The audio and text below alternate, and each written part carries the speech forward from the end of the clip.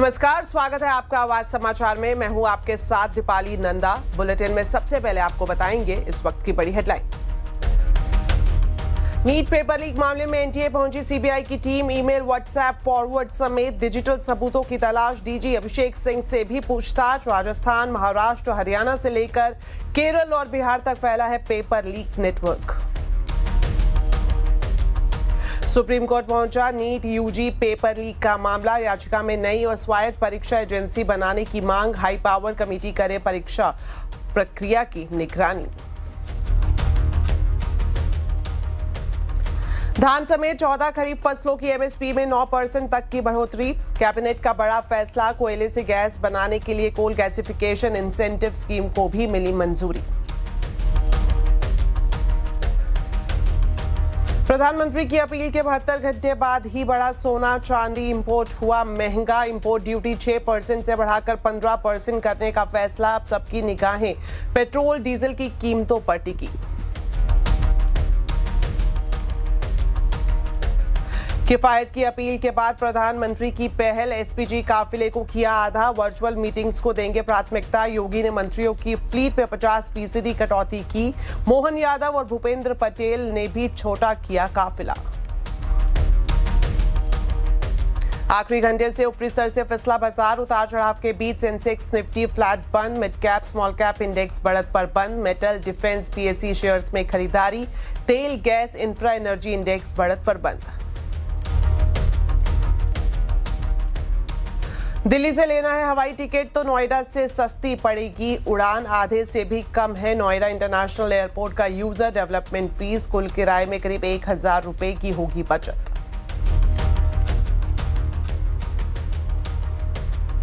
आज से अमेरिकी राष्ट्रपति डोनाल्ड ट्रंप का चीन दौरा। शी जिनपिंग के साथ व्यापार, रेयर अर्थ, मिनरल और एआई पर होगी बातचीत। ईरान युद्ध और ताइवान पर चर्चा मुमकिन।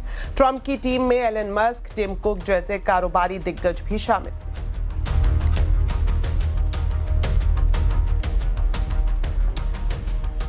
तो नीट पेपर लीक की जांच तेज हो गई है। देश के अलग अलग जगहों से आरोपियों को गिरफ्तार किया जा रहा है। बिहार से महाराष्ट्र तक ताबड़तोड़ गिरफ्तारियां जारी हैं। गुरुग्राम, महाराष्ट्र से आज गिरफ्तारियां की गई। वहीं बिहार के नालंदा से 7 आरोपियों की गिरफ्तारी हुई है। अब सीबीआई उनसे पूछताछ करने की तैयारी में है। करीब 5 सदस्यों की सीबीआई टीम आज एनटीए मुख्यालय भी पहुंची। सीबीआई की मौजूदगी के बाद एनटीए दफ्तर में हलचल देखने को मिल रही है। दूसरी तरफ सड़कों पर पेपर लीक से गुस्साए छात्र आक्रोशित दिख रहे हैं। नीट यूजी 2024 पेपर लीक विवाद सुप्रीम कोर्ट पहुंच गया है। Federation of all India medical association ने एनटीए को हटाने की मांग की है। डिटेल्स ले लेते हैं असीम मनचंदा से। तो असीम, आपसे जानना चाहेंगे कि सुप्रीम कोर्ट में जो पीआईएल दायर की गई है उसमें क्या मांगे रखी गई हैं? 3 मई को नीट यूजी की परीक्षा हुई थी, लेकिन इससे पहले ही एग्जाम पेपर लीक हो गया था। इसको देखते हुए एनटीए ने इस पूरी परीक्षा को रद्द कर दिया और दोबारा जल्दी इसका एग्जाम कराएगा। मामले की जांच सीबीआई को सौंप दी गई है और सीबीआई इस पूरे मामले की जांच कर रही है। लेकिन इस बीच एक सुप्रीम कोर्ट में एक याचिका दायर की गई और याचिका में कहा गया कि जो एनटीए है उसके अंदर काफ़ी सारे बड़े बदलाव करने की इसके अंदर मांग की गई है।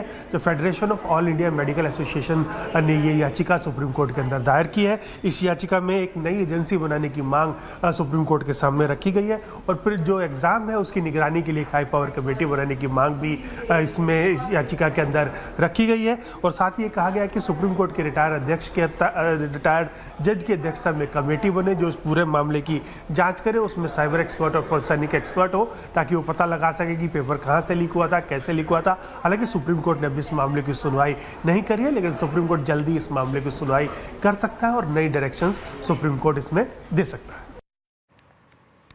शुक्रिया असीम इस पूरी जानकारी के लिए। आइए अब आपको सुनाते हैं कि खान सर ने पेपर लीक पर क्या कुछ कहा है। उनसे एक्सक्लूसिव बातचीत की सहयोगी रवि सिंह ने। आज जो बच्चों का लॉस हुआ है, कोई होटल लेके रहा था, कोई किराए पे गया था। ट्रेनों में जानवर की तरह बच्चे भर के जाते हैं, कोई उनके लिए अलग से व्यवस्था तो होती नहीं है। इसकी भरपाई कौन करेगा? और एनटीए कितना ढीठ है, उसके दिल में डर नहीं है। वो कह रहा है हम इसकी जिम्मेदारी लेते। सोच रहे तुमने भसड़ मचाया है तो सॉल्व दूसरा कोई करेगा, तुम्हारी ना गलती है ये। तो क्या विदेश मंत्रालय जिम्मेदारी लेगा? इसका जिम्मेदारी तो तुम्हें ही लेना पड़ेगा। और उस जब तक अंदर से लोग लीक न कराएंगे, बाहर से लीक नहीं हो सकता है। इतनी पहुंच किसकी? हम कहते हैं कोई ट्रेन का रिजर्वेशन करा के दिखा दे, आपकी बची वेटिंग चली जाएगी ना, आप नहीं करा पाएंगे, इंतजार करिएगा। और ये लोग क्वेश्चन पेपर लीक करा दे रहे हैं। जहां क्वेश्चन छप रहा है, जहां सिक्योर रखा गया, जब तक वहां से बाहर नहीं आया कैसे आ सकता है? जब आप कह रहे हैं कि हमारे यहाँ प्रिंटिंग प्रेस में किसी को मोबाइल अलाउ नहीं है, कोई कैमरा नहीं ले जा सकता है, फिर ये लाया कौन? बड़े लोग, उनको कोई डर नहीं है। 2024 में जिनको पेपर हुआ था, किसको सजा हुई, किसको फांसी हुआ? कोई किसी को 6 महीना, कोई जमानत पे बाहर है। चलिए अब आपको बताते हैं कैबिनेट में लिए गए बड़े फैसलों के बारे में। धान, तुअर, उड़द जैसी 14 खरीफ फसलों की मिनिमम सपोर्ट प्राइस यानी एमएसपी में बढ़ोतरी करने का फैसला लिया गया है। आज कैबिनेट की बैठक पर इसमें मुहर भी लगाई जा चुकी है। साथ ही आपको बता दें कोयले से गैस बनाने के लिए कोल गैसिफिकेशन इंसेंटिव स्कीम को भी मंजूरी दी गई है। कैबिनेट के फैसलों पर ज्यादा डिटेल्स अब लेते हैं हमारे वरिष्ठ सहयोगी लक्ष्मण रॉय से। तो लक्ष्मण जी बताएं कौन से बड़े फैसले आज की कैबिनेट में लिए गए हैं? वैसे तो करीब 1 दर्जन से ज्यादा प्रस्तावों को कैबिनेट ने मंजूरी दी है, लेकिन यहाँ पे 3 प्रस्ताव काफी महत्वपूर्ण हैं। सबसे अहम प्रस्ताव है किसानों के लिए, एग्रीकल्चर सेक्टर के लिए 14 खरीफ फसलों की एमएसपी को बढ़ाने का फैसला लिया गया है। ये एमएसपी यानी मिनिमम सपोर्ट प्राइस, इसको सरकार ने 9% तक बढ़ाने का फैसला लिया है। ये जो 14 खरीफ फसलें हैं उसमें धान है, सामान्य ग्रेड के धान, ए ग्रेड के धान, तुअर, उड़द, मूंग जैसे दलहन है, तिलहन है, सोयाबीन ऑयल जैसे तिलहन है, इसके भी यहाँ पे दाम बढ़ाने का, एमएसपी बढ़ाने का फैसला लिया गया है। कपास भी इसमें शामिल है जिसके एमएसपी सरकार ने बढ़ाने का फैसला लिया है। ये अगले मार्केटिंग सीजन के लिए एमएसपी बढ़ाई जाएगी। एक और महत्वपूर्ण फैसला लिया गया है वो है कोल गैसिफिकेशन को लेकर के। दरअसल सरफेस कोल और लिग्नाइट जो होता है उसका गैसिफिकेशन किया जाएगा और उससे मेथनॉल, यूरिया जैसे केमिकल भी बनाए जाएंगे और इससे क्या होगा, घरेलू कोल का इस्तेमाल होगा और यूरिया इंपोर्ट पर निर्भरता यहाँ पे कम होगी, केमिकल इंपोर्ट पर निर्भरता कम होगी। और सरकार का लक्ष्य है कि 2030 तक 100 मिलियन टन कोल गैसिफिकेशन की क्षमता यहाँ पे पूरी की जाए। ये घरेलू कोयला उत्पादन करने वाली कंपनियों के लिए अच्छी खबर मानी जा रही है और साथ ही साथ आत्मनिर्भरता की तरफ भी अच्छी खबर मानी जा रही है। तीसरा एक महत्वपूर्ण फैसला लिया गया है, अहमदाबाद के लोगों के लिए अच्छी खबर है। धोलेरा में एक हाई स्पीड मेट्रो लाइन के डबल लाइन को मंजूरी दी गई है। करीब 134 किलोमीटर की लाइन है अहमदाबाद से धोलेरा, इसको भी कैबिनेट ने यहाँ मंजूरी दी है। शुक्रिया लक्ष्मण जी इस पूरी जानकारी के लिए। पश्चिम एशिया संकट के बीच प्रधानमंत्री नरेंद्र मोदी का ऊर्जा बचत और आर्थिक आत्मसंयम का संदेश अब पूरे देश में जन आंदोलन का रूप लेता हुआ दिख रहा है। खुद अपने काफिले में 50% कटौती कर दी है प्रधानमंत्री ने और लीड बाय एग्जाम्पल की मिसाल पेश की है। और अब वही केंद्र से लेकर राज्यों तक की सोच जमीन पर उतरती हुई नजर आ रही है।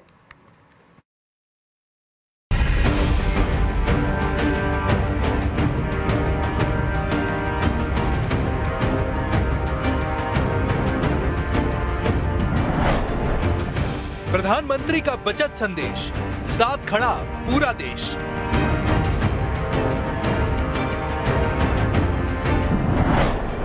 पीएम के लीड बाय एग्जाम्पल मॉडल को राज्यों ने अपनाया।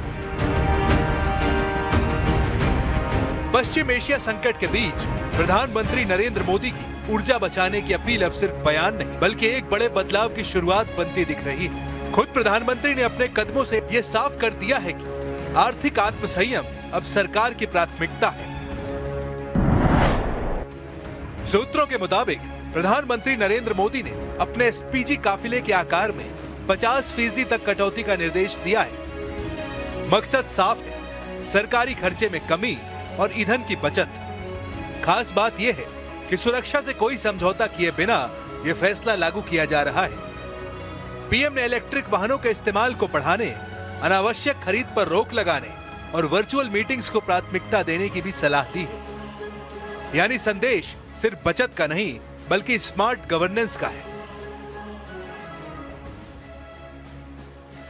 प्रधानमंत्री के इस फैसले का असर तुरंत दिखने लगा है।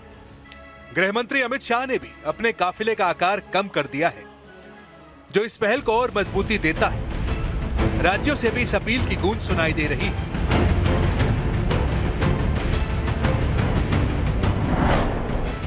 उत्तर प्रदेश के मुख्यमंत्री योगी आदित्यनाथ ने मंत्रियों के काफिले में 50% कटौती का आदेश दिया है। वहीं मध्य प्रदेश के मुख्यमंत्री मोहन यादव अपने काफिले को 13 से घटाकर 8 गाड़ियों तक सीमित कर दिया है। दिल्ली, गुजरात, राजस्थान, महाराष्ट्र और हरियाणा जैसे राज्यों में ईंधन बचत के लिए ठोस कदम उठाए जा रहे हैं। कहीं कारपूलिंग, कहीं पब्लिक ट्रांसपोर्ट, तो कहीं हवाई यात्रा पर नियंत्रण।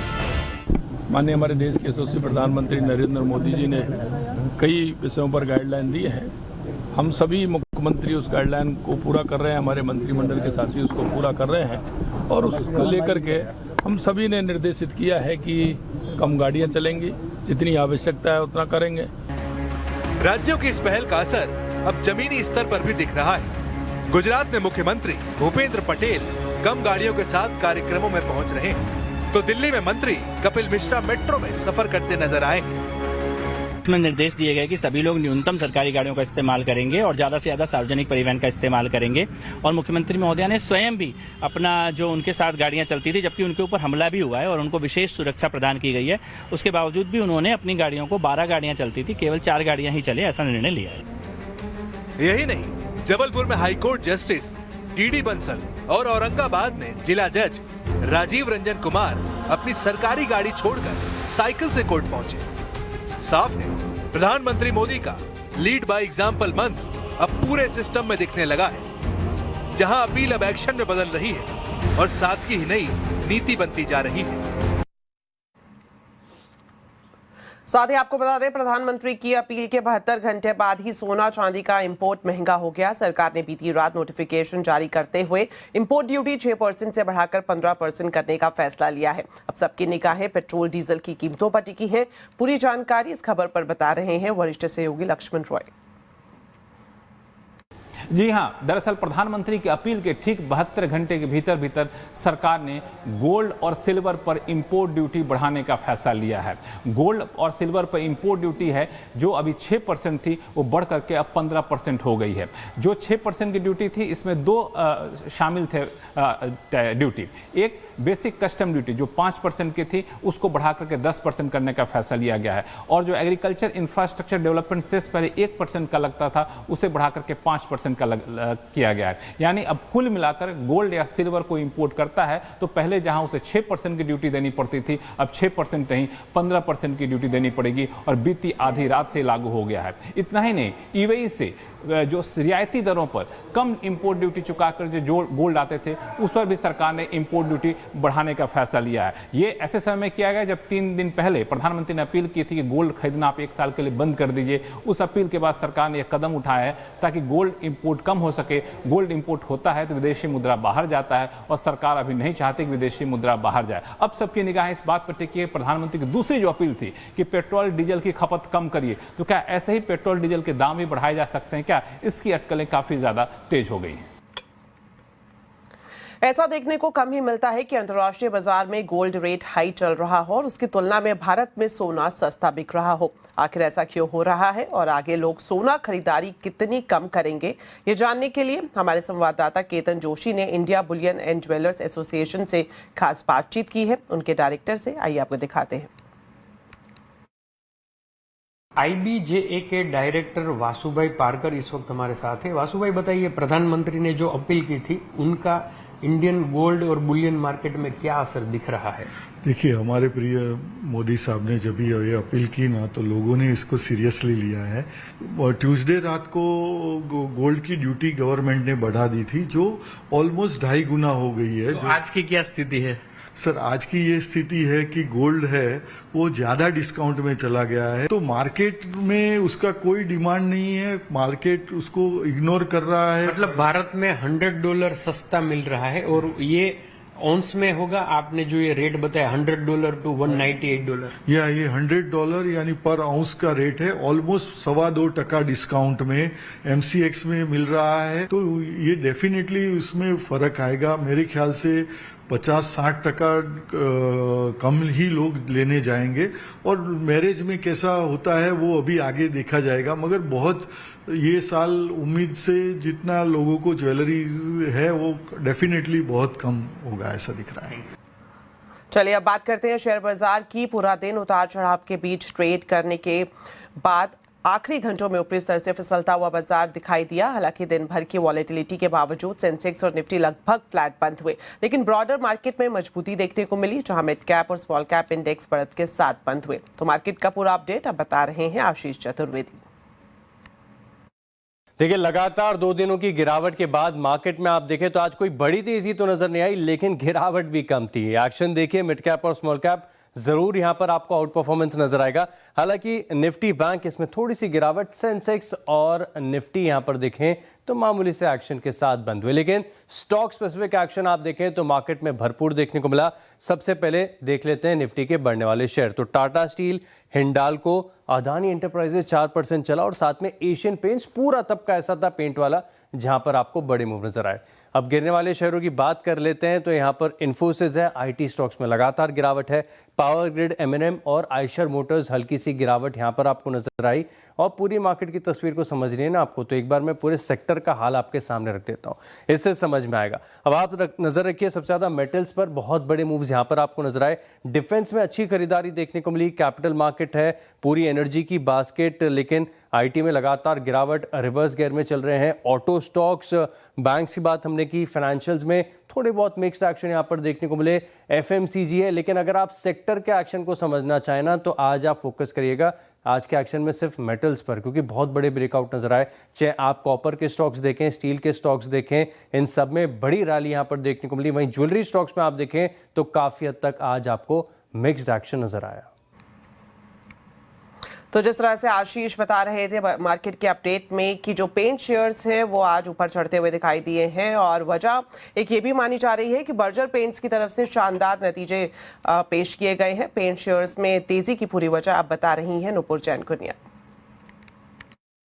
यहाँ पे नतीजे तो काफ़ी अच्छे थे बर्जर पेंट के, और उसके बाद मैनेजमेंट ने बर्जर पेंट की कमेंट्री दी, FY27 का गाइडेंस दिया और साथ ही साथ इंडस्ट्री आउटलुक भी दिया, जिसकी वजह से सारे के सारे पेंट स्टॉक्स आज फोकस में। कंपनी का रेवेन्यू ग्रोथ देखे तो 6% रही, Q4 में मुनाफा 28% से बढ़कर आते हुए दिखा। कामकाजी लेवल पे मुनाफा देखे तो 13% की ग्रोथ थी, और मार्जिन में भी 100 बेसिस पॉइंट का इंप्रूवमेंट, ऑलमोस्ट 17% मार्जिन पहुंचते हुए नजर आए। अब क्या कहा मैनेजमेंट ने FY27 के लिए, तो वो काफ़ी इंपॉर्टेंट है। वॉल्यूम ग्रोथ देखे तो करीबन 12% यहाँ पर आती हुई दिखी है। मैनेजमेंट ने गाइडेंस दी है FY27 में मिड टीन रेवेन्यू ग्रोथ देखने को मिल सकती है, और इसको सपोर्ट मिलेगा वॉल्यूम ग्रोथ से। हाई सिंगल डिजिट की वॉल्यूम ग्रोथ यहाँ पर लेके चल रहे हैं मैनेजमेंट। साउथ इंडिया पर काफ़ी बड़ा फोकस यहाँ पे आते हुए नजर आ रहा है। FY27 में 12,000 नए टिंटिंग मशीन जोड़ने का लक्ष्य, तो मैन्युफैक्चरिंग कैपेसिटी भी यहाँ पर बढ़ती हुई दिखेगी। और इन सबसे ऊपर मैनेजमेंट का कहना है कि आधे से 5% तक की मार्केट शेयर यहाँ पे बर्जर पेंट के लिए बढ़ने की उम्मीद है FY27 में। ये सब तो कहा ही मैनेजमेंट ने बर्जर पेंट के लिए, लेकिन पूरी इंडस्ट्री के लिए क्या पॉजिटिव है, मैनेजमेंट का कहना है कि अप्रैल में ऑलरेडी प्राइस हाइक हो चुकी है और मई में 2 बार और प्राइस हाइक होती हुई नजर आएगी। जिस हिसाब से क्रूड के प्राइसेस है पूरा का पूरा ऑफसेट प्राइस हाइक से हो जाएगा, तो मार्जिन्स पर कोई भी इम्पैक्ट नहीं होगा। तो ये पॉजिटिव खबर एशियन पेंट पर भी लगती है, और साथ ही साथ जो दूसरे पेंट स्टॉक्स है उसके लिए भी आती हुई दिखी है। अब तक 11 से 12% तक कीमतें बढ़ चुकी है, और जल्दी एक और प्राइस हाइक कंपनी लेती हुई नजर आएगी। सबसे इंटरेस्टिंग बात ये निकल के आई, जो नया कॉम्पिटिटर के मुकाबले जो प्राइस कॉम्पिटिशन फिलहाल देखने को मिल रहा था, उसका दबाव अब कम हो चुका है, और इंडस्ट्री में प्राइस इंटेंसिटी जो है वो कम होती हुई नजर आ रही है। और यही चीज है जो बाजार को सारे पेंट स्टॉक्स के लिए पसंद आ रही है। प्रधानमंत्री मोदी ने 2047 तक देश को विकसित भारत और $30 ट्रिलियन की इकॉनमी बनाने का लक्ष्य रखा है। ये महज एक सपना नहीं बल्कि नए भारत की हुंकार है। ग्लोबल लीडरशिप के इस महालक्ष्य का ब्लूप्रिंट सिर्फ इरादों से नहीं बल्कि एक ठोस रोड मैप से साकार होगा। इसी रोड मैप को दिशा देने के लिए CNBC आवाज लेकर आ रहा है देश की सबसे बड़ी आर्थिक महापंचायत, भारत इकोनॉमिक संवाद विकसित भारत का रोड मैप। इस भव्य मंच पर जुटेंगे देश के टॉप पॉलिसी मेकर्स, नामचीन अर्थशास्त्री और दिग्गज इंडस्ट्री लीडर्स, जो मिलकर लिखेंगे इंडिया की ग्रोथ स्टोरी का अगला सुनहरा अध्याय। एक मंच, एक विजन। देखना मत भूलिए भारत इकोनॉमिक संवाद 26 मई को सुबह 10:30 बजे से सिर्फ CNBC आवाज पर।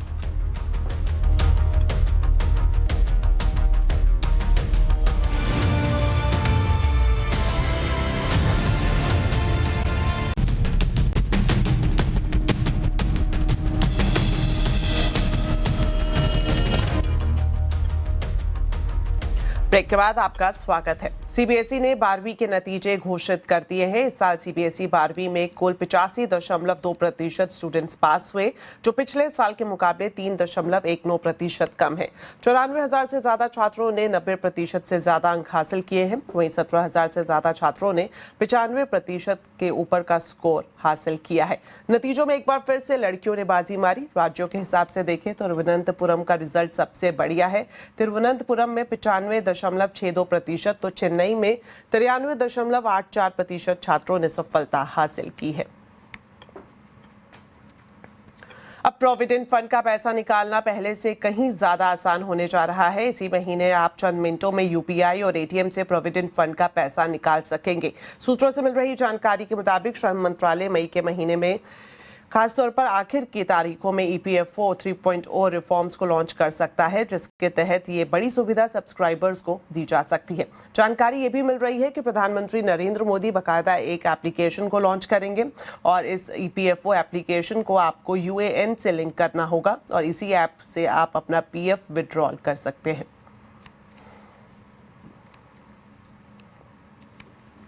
एमएसएमई और माइक्रो यूनिट एक्सपोर्टर्स के लिए सरकार जल्द एक खास स्कीम ला सकती है। सूत्रों से मिल रही जानकारी के मुताबिक इसके तहत विदेशों में एक्सपोर्ट के लिए जरूरी रेगुलेटरी अप्रूवल और सर्टिफिकेशन का खर्च सरकार उठाएगी, यानी छोटे एक्सपोर्टर्स को अपनी जेब से ज्यादा खर्च ना करना पड़े। इस खबर पर पूरी जानकारी दे रहे हैं आलोक।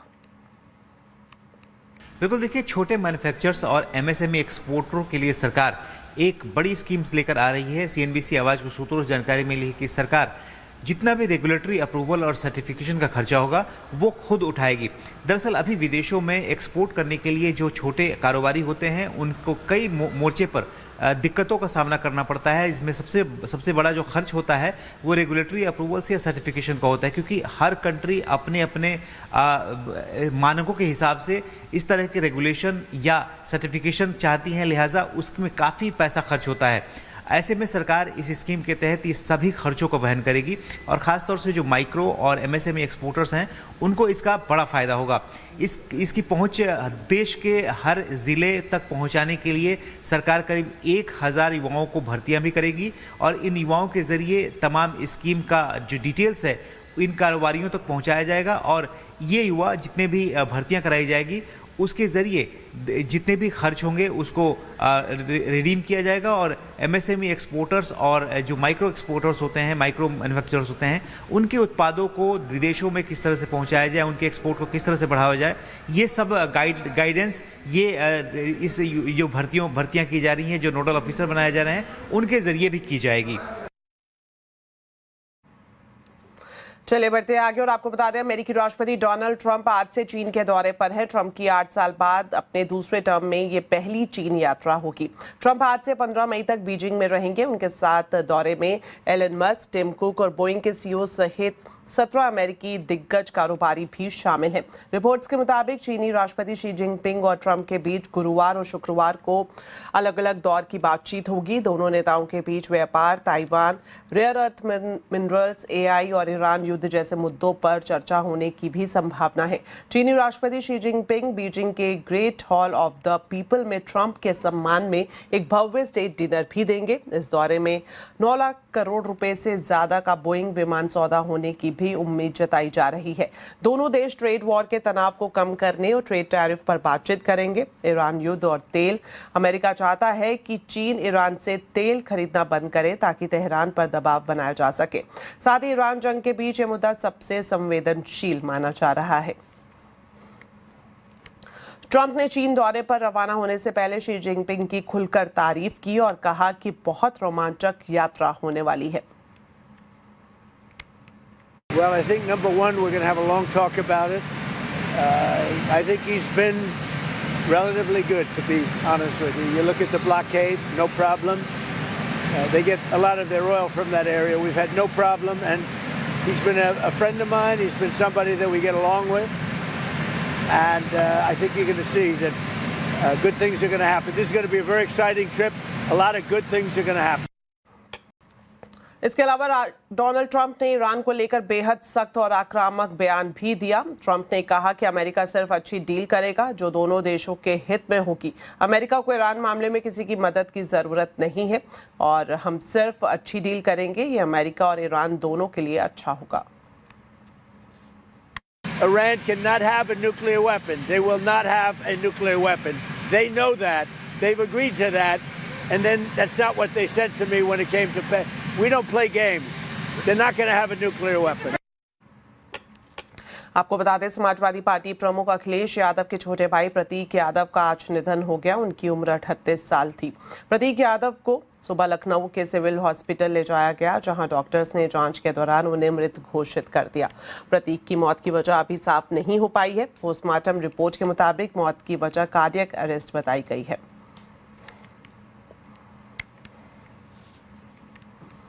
चलिए, इसी के साथ फिलहाल इस बुलेटिन में इतना ही। आप खबरों पर अपडेट रहें, CNBC आवाज से जुड़े रहें हमारे सोशल मीडिया हैंडल्स के जरिए। नमस्कार।